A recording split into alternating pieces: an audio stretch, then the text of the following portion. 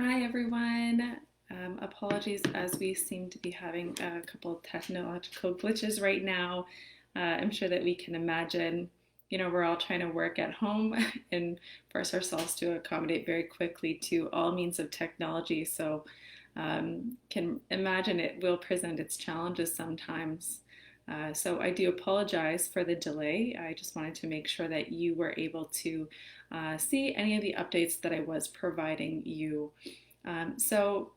Just to give a quick reintroduction, my name is Hope McManus. I'm very happy to be speaking to you today about Peninsula and what we do and where we come from. In short, we are a HR and health and safety consulting firm.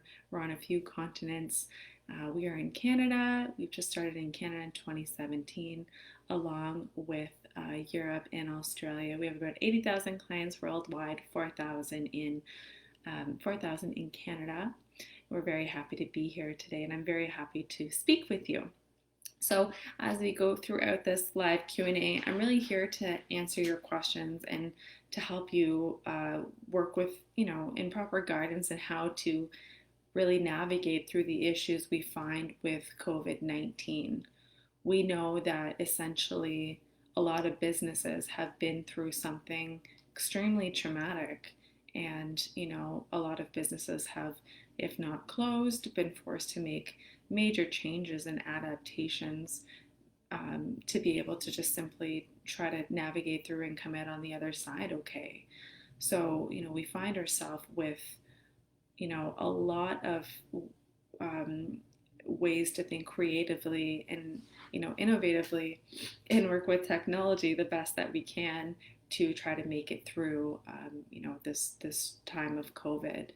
So I'll give you guys some updates with respects to where Canada is really at with COVID. I'm sure that you've seen on the news as our COVID cases have seen a steady decline overall in Canada.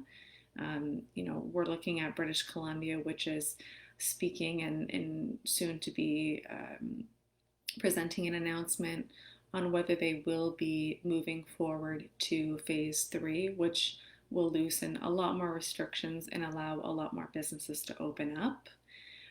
Then we're looking at Alberta, which is currently in phase 2. They just released their Emergency Act as of June 15th, which is interesting. If you are looking also on the HR aspect, please give us a call.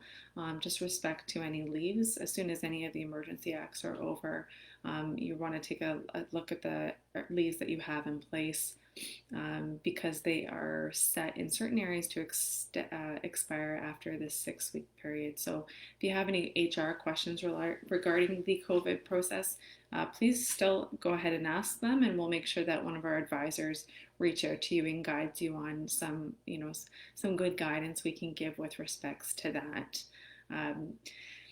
In addition, so Ontario is taking a regional approach, which is a little bit different, but not a bad idea. We have seen over the past 2 weeks Ontario really loosen the restrictions in certain areas.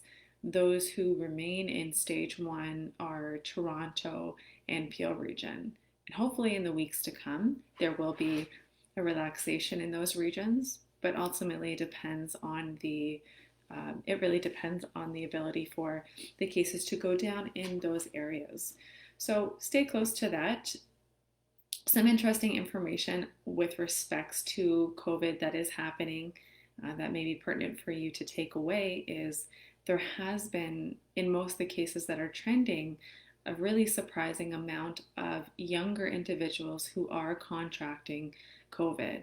When I talk about young individuals, I specifically mean ages 20 to 29. And, there's speculation with that in speaking and understanding that it could be simply frustration that, younger kids, teenagers are frustrated with having to stay in. So they're at that point where they're getting the itch to go out. However, that is resulting in a higher caseload, unfortunately, in younger adults. So something that you want to be cognizant of. especially if you have a lot of small, medium-sized businesses, shift workers. Those tend to be a lot of our younger workers. Younger workers are, on average, more susceptible to workplace illnesses and injuries. It's not surprising because it comes from lack of experience. We can give them education, but experience is something that we all know takes time. So it's very important to consider those things when you are opening up your workplaces. Is look at the setup, look at the type of staff that you have, especially with respects to age, and the age in correlation with COVID. When we talk about younger adults being more likely to contract the virus, and that could also simply be learning on how to properly make them follow through with hygiene measures and wear masks properly. From personal experience, we want to make sure that when we are observing the workplaces, that it's not just one employee that's wearing a mask. If that is required, it's all the employees, and it tends to be some of the younger ones where not necessarily wanting to put that mask on. So it's very important that you follow through with that and keep monitoring it as usual. So a lot of you may be able to start opening up your businesses on Friday, which is very exciting, and congratulations. With respects to that, you want to make sure that you're looking at a few things when you're opening up your business. First thing is typically your workplace that has been closed, if you have a workplace, whether it's an office, patient area, retail space rented in a particular building, you want to make sure that that space is inspected prior to people returning into the environment. And that's really going to entail people looking at, the fire safety plan. Is your first aid kit up to date? Are your fire extinguishers, are all your safety equipment, is it inspected? Are the exit signs in working order? Because while we have COVID on our minds right now, a lot of things that we need to take into consideration are also just the regular occupational health and safety things that we may have not been looking at because we've all been respectfully a little busy with COVID. So I see a question have popped up from Lulu, and that's a great question, Lulu. So what are some steps I need to take to make sure my workplace is considered safe? So Lulu, it's a great question, and as we continue to talk about this, you want to make sure that you are continuously working closely with the changes in any adjustments in course that the Ontario, Alberta, British Columbia, wherever your business is, you want to make sure that you're working in accordance with government guidelines. So in general, when we are talking about COVID, the guidelines that are in place are mostly adapted from the provinces, from the World Health Organization and other public health agencies. And those guidelines that are set out by World Health Organization, CDC, are really there to make sure that we're reducing the likelihood of the transmission of COVID-19 in the workplace. So it's important to understand why we have the controls in place. So that's the reason why we have the controls in place. And to constantly evaluate the measures. So for a few months now, while we have been mostly remaining indoors, we've seen a common trend. And that's the trend based on the World Health Organization, which talks about really making sure that you have, social distancing in place. Making sure that in addition to social distancing, you have the behavioral posters and signages to go with that. So you can't just say it's enough to have social distancing up. You want to make sure you have decals and posters and training. Not only training to your to your staff, but to your customers and clients too. Because remember, they're going to be returning after a few months and they're not necessarily going to be aware of the changes that you've made in place until you communicate it. So it's things like making sure that you're adhering to social distancing, ensuring that you have proper hygiene and proper cleaning procedures in place. Depending on your workplace, you're going to want to look at those types of things. So when we are talking about proper hygiene procedures, we're talking about respiratory hygiene, hand washing procedures. Hand washing is the single most effective way in preventing the transmission of COVID per the CDC. So training your staff on how to do that, which seems a little, straightforward, but it's really important to make sure that they are washing it for the full amount of time that's recommended by the World Health Organization. And in addition to that, that they are practicing good respiratory hygiene. There are new reports coming out every single day that says, COVID-19 is not airborne. Oh, yes, wait, we do think that there are times which the droplets are able to suspend in the air. Someone may walk into that and then as a result contract COVID-19 if they're not properly trained or they don't have the safeguards in place. So in addition to making sure that you have hygiene, also look at potential physical barriers if it's possible.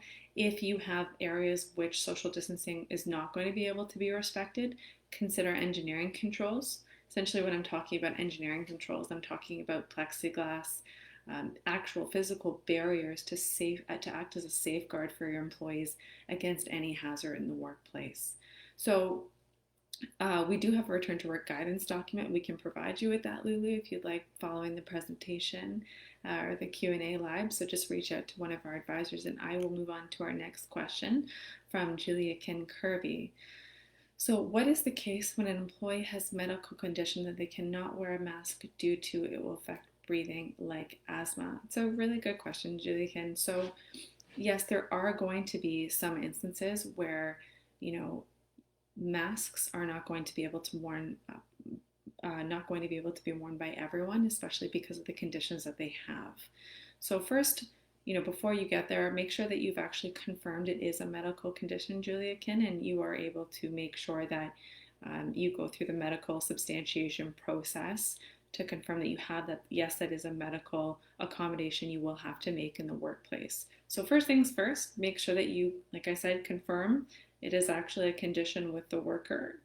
More on to that, if there is the whole concept of masks right now is, it goes back and forth where it's the effectiveness of the mask. When you're talking to a safety professional, a mask is a form of personal protective equipment. And personal protective equipment is actually the last resort we tend to use. So before we start talking about masks, really look at ways, Julia Kin, that you can adapt your workplace to have other measures in place and using masks as a last resort to protect your staff. So like I said, making sure that you have social distancing in place, making sure that you have the proper training for staff, really conceptualizing the changing of the way of you need to look at the way your workplace is set up, staggering start times, staggering appointments, and reducing the building capacity or the retail space capacity that you have to make sure that you are adhering to social distancing. So masks are really there to be used as an added layer of protection when social distancing may be infringed upon. And that's really the medical evidence that we are going by public health officials and as well as the most recent announcements by Dr. Theresa Tam. Now, there are quite a few provinces that have many different recommendations. There has not been a forced recommendation on staff or any individuals to wear masks. But if you are going to resort to having employees wear masks as an added layer of protection, then make sure you get the medical. And if not, make sure that you are allowing for social distancing so no one is encroaching in the 2-meter rule for that staff member. And if you are set on having people wear masks, see if there's an alternate duty that employee can do in the meantime that will reduce their exposure to the general public or being in a public space, to reduce the risk of COVID-19 transmission. If you have any questions following that, Julia, can reach out to us after and we'll be happy to loop you in with an advisor. So the next question that's popping up from Supriya Sharma, so should my staff wear masks? And that really goes back into the first question, Julia Kin's question. So there is no mandatory ruling yet that there is public health or the government that is mandating the usage of masks. You have seen that it's a lot more popular in the last coming weeks, and there's a lot of ongoing debate from many medical professionals when we are talking about the use of masks, when and where. So for the use of masks, it is a good idea to look at that as an added layer of protection. But like I said, please make sure that you have the other controls in place. So if we're talking about other controls, we are really talking about looking at a few things. So look at your office space, look at the common areas. Are those common areas set up to allow for appropriate social distancing? That's the number one thing you want to look at. A lot of work sites that have been shut down right now have been shut down because social distancing is not being respected. The whole reason why the World Health Organization provided the 2 meter rule is because droplets should not be able to pass more than 2 meters in more than 2 meters, and that's why it's important to adhere to that rule. So, before it gets to a point where you are infringing on social distancing, look at ways to train your staff and your customers to respect social distancing and proper hygiene routines.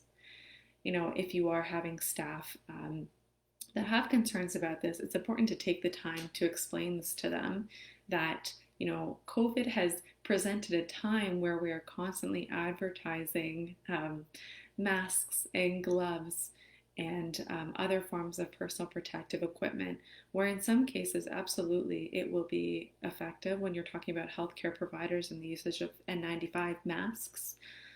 However, again, like I said, make sure that you use that as a last resort. And that also, when you are talking about using masks in the workplace, that's coupled with safe work practices. So education of staff on how to act safely when we are talking about the reality of COVID-19 in the workplace. So Melissa has a great question. We're in Ontario. If social gatherings are allowed at a maximum of 10 people, does that mean you can only have 10 people at work in an office at any given time? That's a great question, Melissa. And depending where you are as well in Ontario, there are more loosening restrictions in different regions. But what I would say, Melissa, is look at your workspace and you'll see that when we're talking about social versus, in a work environment, it's a little bit different when we're talking about COVID here.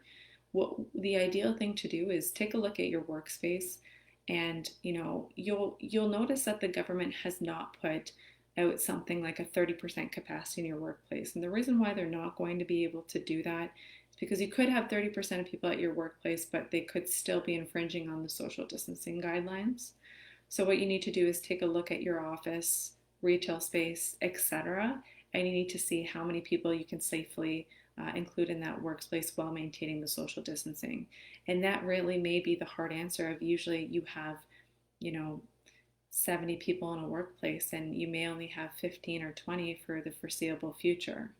And that 15 and 20 are just there because they are the people that are going, that's the most effective way of spacing out people if we don't have physical safeguards in place.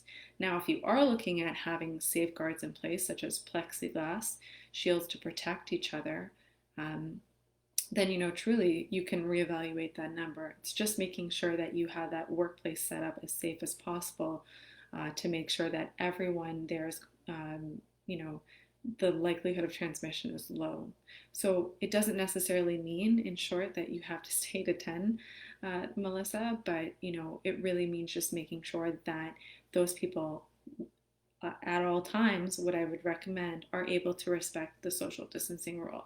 So if someone's taking a look at your bathrooms, making sure that if someone's in the bathroom, we're so used to having sinks beside each other. It's simply something that we can't do right now. So you'll have to look at your bathrooms and mark off the second space to make sure someone has space. If you have stalls, that acts as a protective barrier, so you should be okay with respects to that. But desks, I know personally, as we start to return our peninsula staff, we have been going through the plan and making sure that everyone's desk and area is well equipped with the 2 meter rule. And that also includes making sure you have good flow, Melissa, to avoid any crossing of each other when possible. And keep in mind too, people have been through something that's pretty traumatic when we are talking about COVID. So initially, when they are going to get into the building, they are definitely going to be acting more cautious than usual, which is not a bad thing at all. It's a great thing to be doing. It's really teaching us to be more cognizant of the transfer of viruses in every day to day. And when you are reopening your office, what you want to make sure is that you have proper cleaning set up as well. each day at the end of the day. I can tell you, from what we are doing over at Peninsula, and what we do recommend is limit the amount of surfaces that you have in your office. So we know that a lot of office staff love to personalize their desks. I know I do too, just because the reality is we spend a lot of time at work, more than we do at home. So it's nice to have a picture up, but a good recommendation is to really keep that area minimal so the cleaning staff can come in, tidy everything up, and then in addition to that, you reduce the amount of surfaces that if the virus does come into your workplace, that you reduce the amount of surfaces that it may live on. COVID-19 can live for a different amount of time on different surfaces depending on the material that it's manufactured from. So it's something very important to take into consideration as well. So Cassidy, question from Cassidy, should I make customers and clients wear masks?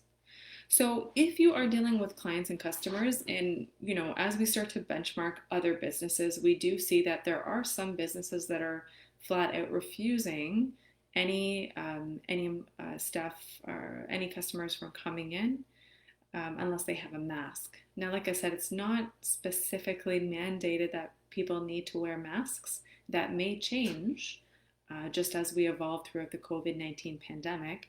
And, in order to get to stage 3, there's nothing stopping the government from saying, if you are in public, please make sure that you are wearing a mask. And we all did see that with New York and the approach they took, which was about a month and a half back, right? So it's in essence up to you as a business owner to decide what you think is going to work best.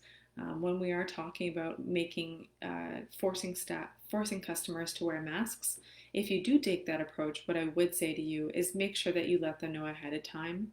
I know that it can be frustrating to navigate through this, but make sure that you use all forms of communication try to get through to them before they show up, whether it's by email, phone call, through your form of social media, however way you are contacting them. Make sure that they know ahead of time, and make sure that they know why you're doing it and the other protocols that you have put in place as well. If you simply tell your customers, well, we're just asking that you wear masks, they may wonder what other protocols that you are doing too. So just arm yourself, be prepared that there may be more questions coming that way. So it's always great to get on the proactive side, letting them know the other measures that you have taken into consideration when you are wearing, if you are asking them to wear masks. So I see a question coming in from Gemma. What if a staff member tests positive? So the unfortunate reality is that we are going to have a case of COVID-19 in a workplace or in a retail space or in a grocery store. We have seen this already happening. So it's very important to make sure in your return to work guide that you are building to have an emergency preparedness response plan for COVID-19. Essentially what that's going to mean, it's going to entail is having a proper outlined, clear, concise plan that you're going to communicate to your workers, and you're going to communicate on a regular basis to make sure they're aware of any of the changes that may happen in the protocol. So if you have a staff member that does have is tested positive for COVID-19, you want to make sure that they are sent home right away, that they contact public health, and after they contact public health, a few things are going to happen. Public health may directly reach out to the business and let them know that there was a positive case. Now, remember, if a client or a staff member or anyone does test positive, you may not have the right to know the actual name of that person that's test positive. And I understand that that's frustrating. Of course, I have been in a situation where we are passing information, where someone does test positive in previous workplaces, but we can't give the name. It's just simply it's under the Privacy Act. We're not, we can't share that information. Public health will not share that information with you. But the important thing that you do want to share is that a COVID-19 case happened in your workplace. You want to let the workers know right away, and you want to make sure that you have a proper contact tracing plan in place. Public health will do contact tracing, but it's very, very important to get on the proactive side of this and start instilling in your employees' behavior to be more cognizant of of logging what they have been doing and where they have been going. Even if it's something as little as a coffee run, logging that down and having your staff log that down, taking a note just for them, that if a case does arrive in the workplace, they're able to go back and say, oh yes, on July 6th, I went for a coffee, and that this person turned out to be a positive case of COVID-19. So it's very important that you do have a contact tracing plan in place. In addition to that, you properly identify the areas that person has been so you can disinfect that. In some cases, public health will give you a direction to have all staff self-isolate and go home for the 14 days, or from the date of the onset of symptoms that the staff member had. In other cases, if they feel like there was no prolonged case of exposure that was close contact, they may simply ask you to make sure that your staff self-monitor for the following 14 days, just so they are staying close. And self-monitoring really essentially means looking out for any symptoms that may pop up and or testing your temperature twice a day. Now, in respects to testing temperature, you have to be careful too, just because we know, as the news has evolved with COVID-19, that sometimes COVID can have no symptoms. So doing a temperature check is not the only thing that you want to rely on. You want to look at other means of screening as well. So a question from Melissa Davies again. Hello, Melissa. Do you have to involve the Health and Safety Committee in the creation of the pandemic planning, training, etc.? Melissa, I think that is a fantastic question, and I would highly suggest that you involve the Health and Safety Committee. And the reason being is, based on the workplace that you could have, a smaller, medium-sized workplace. But if you have an actual joint health and safety committee, the benefits of involving them in the pandemic planning will be highly beneficial to you as an employer. They are able to be involved and participate. And as we know, part of the workers' rights, they have the right to participate. So having your joint health and safety committee involved in part of the planning will give them the right to participate. And also, we know that there's going to be a form of hesitancy with people wanting to come back. As employers, we're all going to experience that. So having the Joint Health and Safety Committee, which will have a worker on, involved in the decision making process, will help instill confidence, and you have that conduit to the rest of your workforce saying, no, this was not arbitrarily devised by just managerial presence. This took into consideration having a worker there who's a frontline employee that, let's face it, they see a lot more hazards than we may see every day being there on the front lines. So yes, you should be involving the Health and Safety Committee, and it also can work very highly to your advantage, because in this time of COVID, you want to make sure that you're building partnerships with your employees. If you don't build partnerships with your employees, and we don't involve them throughout this whole return to work process, what may result for you is work refusals. And work refusals can be a very heavy administrative burden. It's something, of course, that we offer as support. If you do have a work refusal, you can absolutely call us at any time, and we'll make sure that we're there to assist you. We do have on-call for that, just in the specifics of COVID-19 as well, to make sure that you're supported with that. But, when we're talking about work refusals, you're talking about the threat of potentially shutting down your workplace, obtaining a work order, or, just simply having the stress of the administrative labor or the other applicable body, depending what province you're in, coming in and taking a look of your workplace. So having the involvement of, a joint health and safety committee while you are creating those procedures and policies in place, I think, Melissa, is actually, in my opinion, a best demonstrated practice. And I would urge you to continue doing that. And I'm very happy to see that that's a question that you brought up. Just in the allowance of making sure that you are showing your employees that, they feel valued, they feel heard. It's very important to remember that every employee is an individual person. They all have individual fears and anxiety, but they also need to be part of the solution too. And that's one thing that we want to make sure that we touch on, is involving them we all have responsibilities as employers, but it's important to remember that workers have responsibilities as well. They have responsibilities to report any hazards.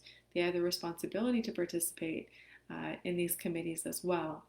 So make sure that you jump on that too, just because that's just as important um, as having yourself create that plan. And they're going to, like I said, Melissa, show you some hazards that maybe you may not see, right? And that's just due to the nature of the work that they're doing that every single day. So a question from Lulu comes in saying, what if my business involves being close to customers? So this is a reality for many businesses, especially in Ontario, opening up on Friday. We're talking about nail salons, beauty salons, hair salons. We're talking about dentists. We're talking about physio, chiro, all of those professional services. As we start to open up, there are going to be a lot more precautions that you need to take in place.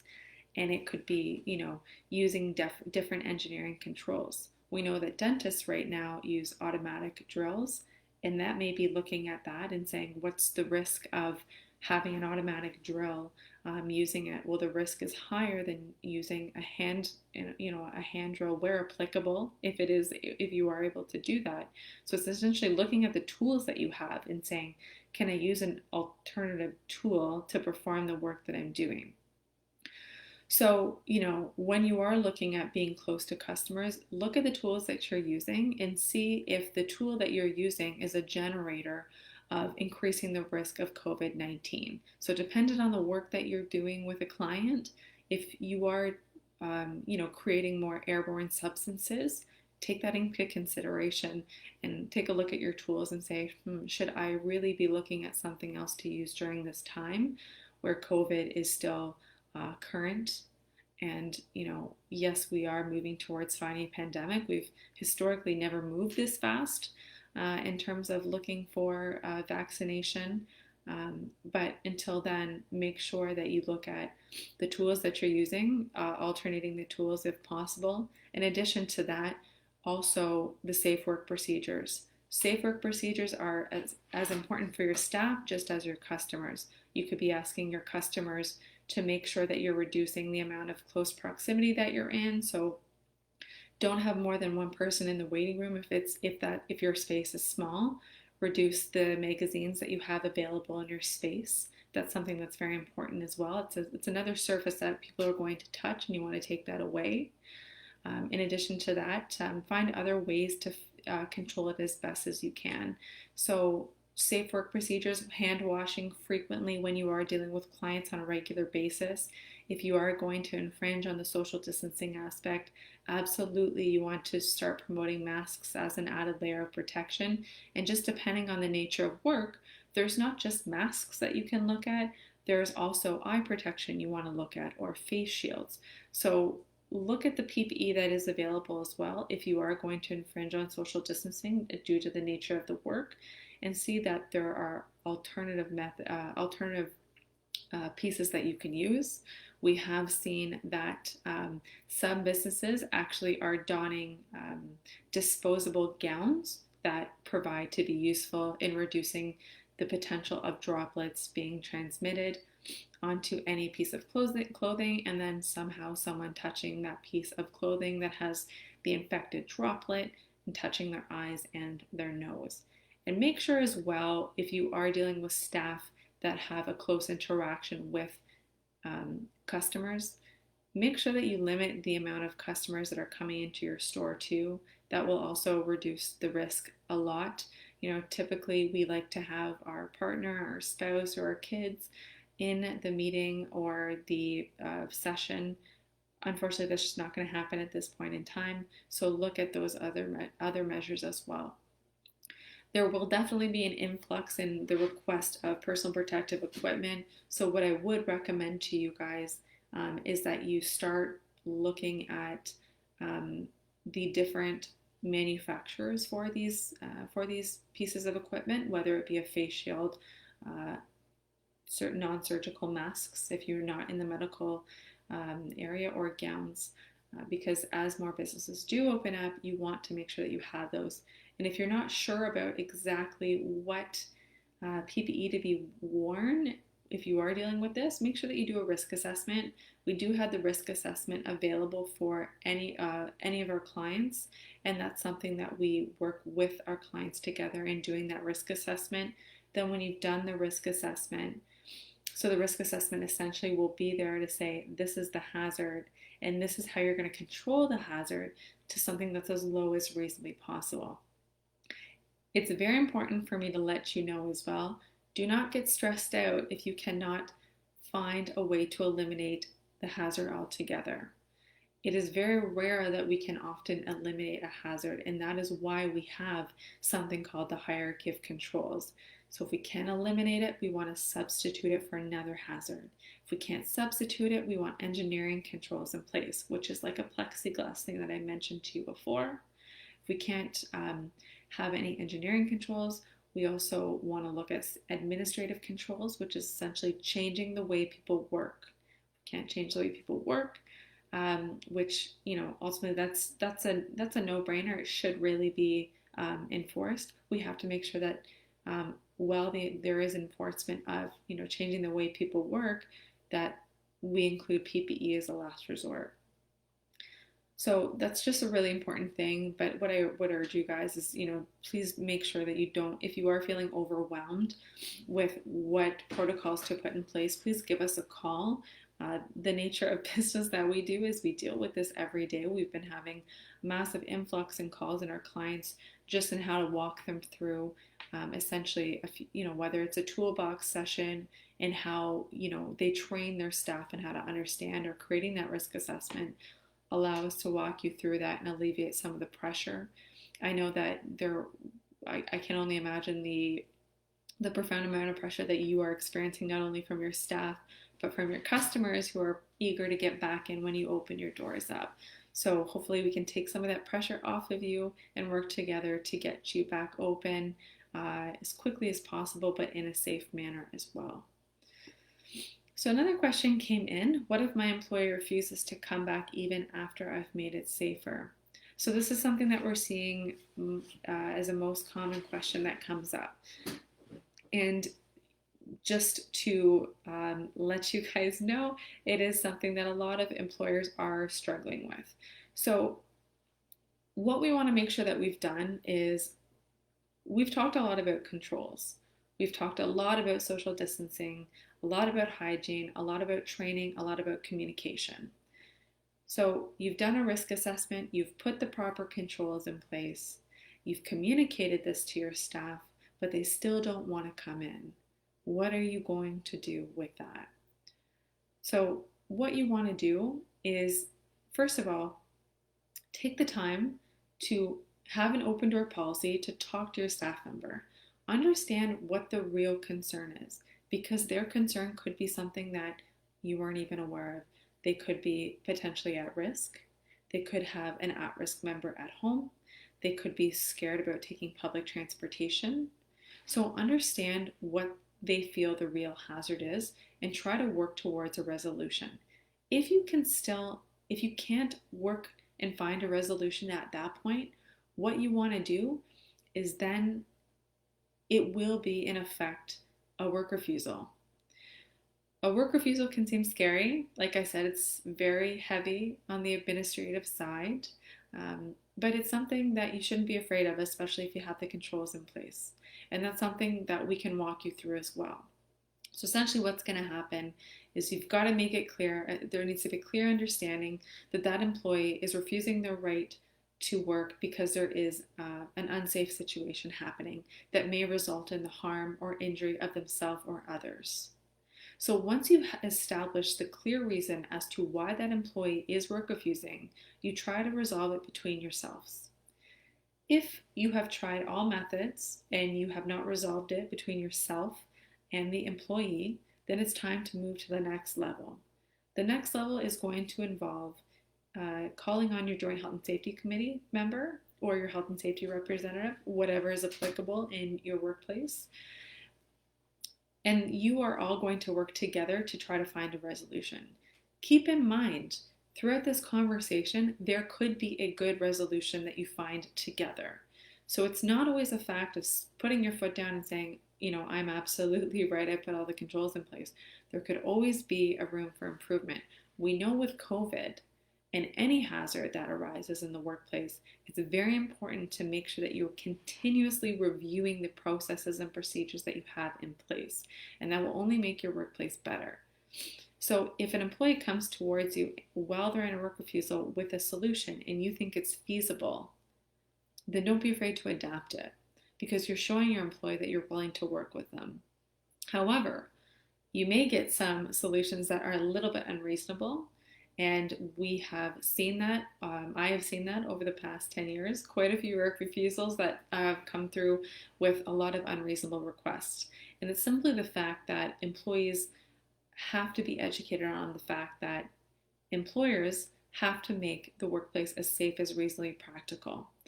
And that, again, like I said earlier, is not always eliminating the hazard. So if you cannot resolve it between the employer and the employee and the health and safety committee member, what you want to do is then you're going to call the inspector. So if you're in Ontario, it's the Ministry of Labor. They will come in, they will do an inspection, and they will give their ruling to you. So one of two things is going to happen. The one thing that could happen is they could say that your workplace is safe and they could order the employee back to work. Or they could give you an order and a date that you have to be compliant with that order. And or the last resort, which could encompass the order as well, is you could have a work stoppage, which MWL could shut down your workspace if they feel that there is imminent hazard or danger. Now, whatever the decision is, the employer and or the employee have to follow that decision.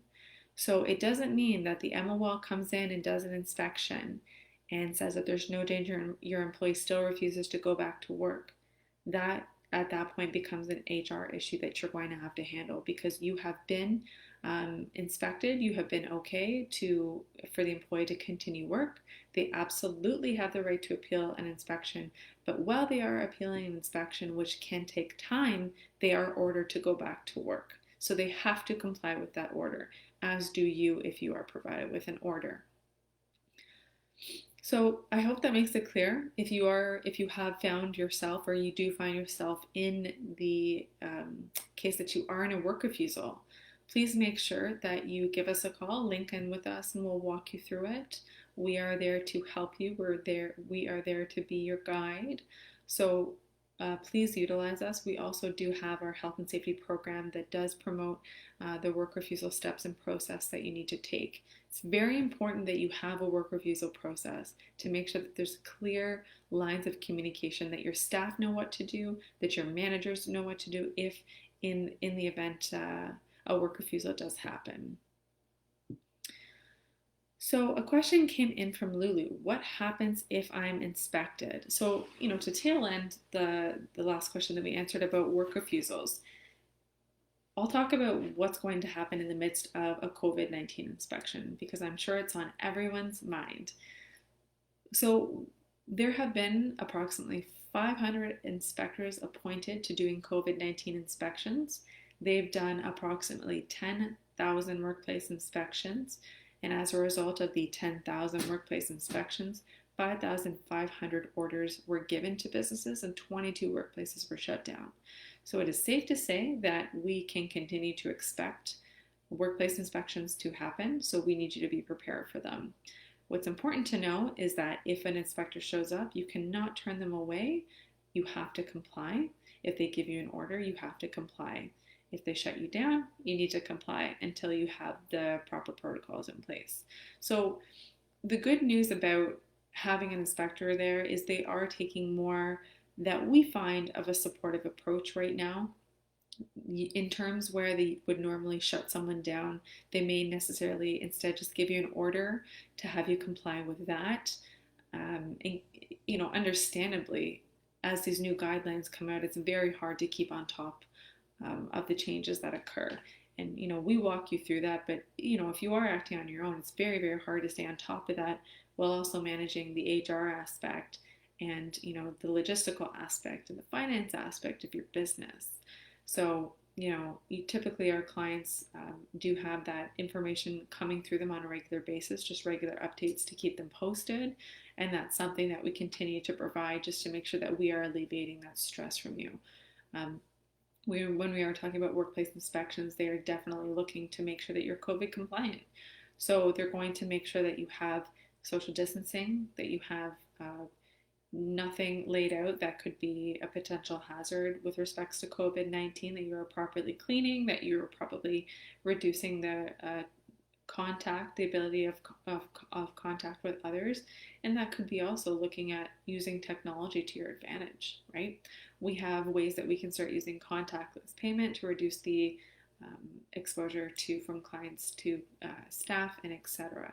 So they're going to make sure that you're actually following through on the measures that you have in place. So sometimes they will give you warning. Most often they don't give you warning. They will just show up and just make sure that you are taking notes, make sure that you have someone walking through the worksite with them if it's possible, and that person just may be there to explain any work procedures that you have in place, and make sure that you have the information readily posted for your staff and for your customers. They're going to be looking for proper behavioral signage as well. So we are rounding to the top of the hour, but I have one question that has come in from Cassidy White. So what if my business is run out of my home? Can I open earlier? I live in Toronto and own a hair salon out of my house. So it's a good question. I'm sure it's on a lot of people's mind.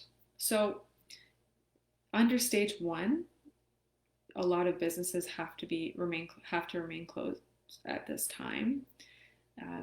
I can appreciate that you are operating out of your house. However, you would still not, in this instance, especially when we are talking about Toronto, because Toronto still remains to be in phase one, you would have to wait until phase two to open up your salon to be able to start taking clients again.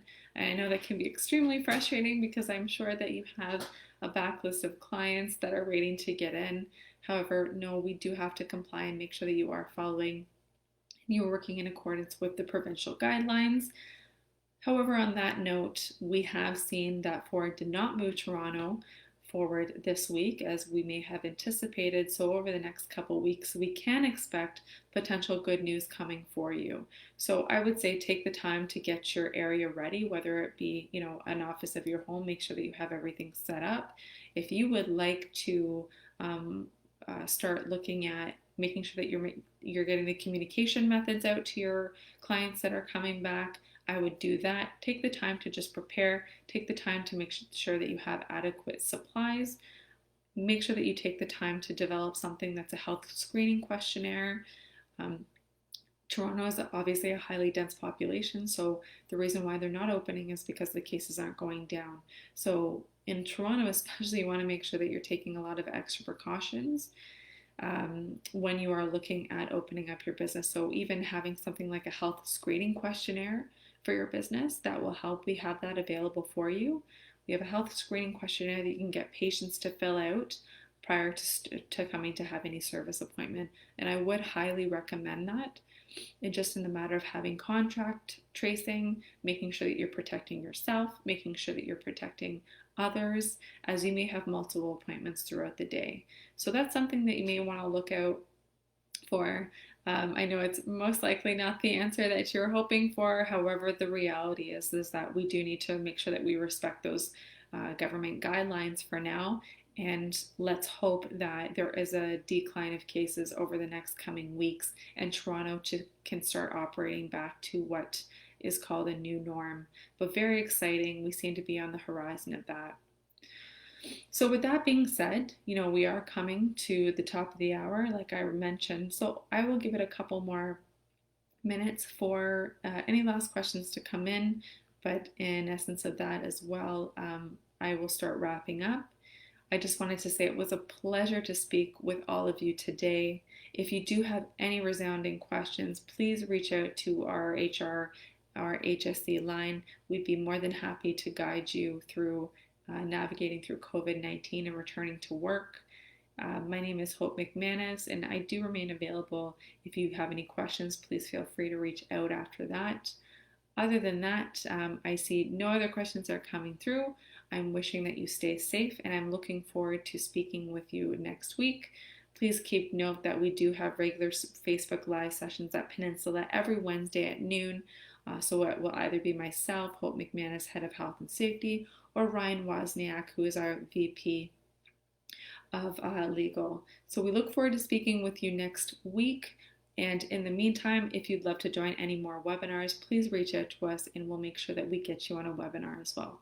Thank you so much, everyone, and have a great day.